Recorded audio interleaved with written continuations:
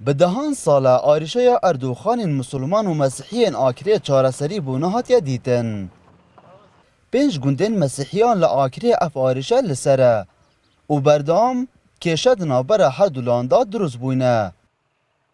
Mesîhiyên van gundan dibêjin wan belgên yasayî hene ku ev erdûxaniye li ser navên wan in. Lê berdewam arîşe bi wan dihêne dirûstkirin. مشکل اردی او 40 ساله ها 40 ساله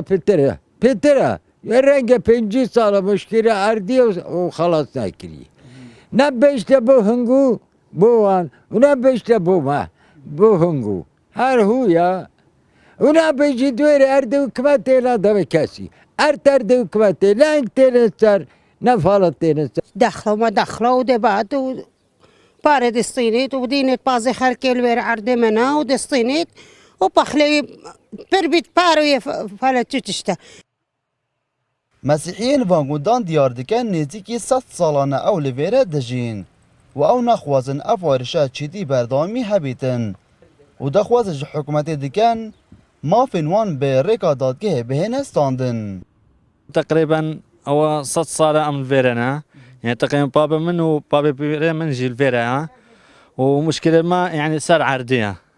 يعني هر ايك تبيج او عردي منها او عردي منها او يعني ملكي جهاية ورق جي سند جهاية بس هر بيج قوية منها وهر خرت جواز الفيرا يعني تجاوزا Li parêzgeha Duhokê lejnek ji wî vê pirsê hatiye pêkînan. Serokê lejna yasayî li civata parêzgeha Duhokê diyar diket ev pirse demeke li dadgehê ye û ew geşbînin ku li van nizîkan ev arîşe bêyekcarî bi dawî bihêtin. آریشن سرکی اوید هی اون کل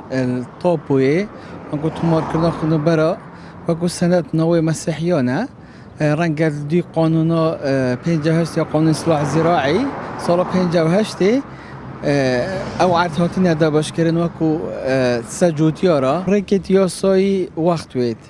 مثلا اتاتو لجنه پکتین و اخیر بابت مثلا بابت حکاتو بشدادگه یک لا ببید وقت اکتوید بس بابت چهار سر کردن من قناعت هایدی هیدا چهار سر کردن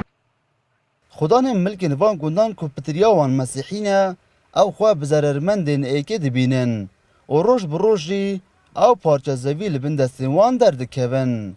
لورا نها بتنه هیویاوان و گراندنا وان پارچه زویانه و برریک نیاسایی اف پرسه بهتا اگلای کرن. دلبرین غازی کرسات نیوز آکره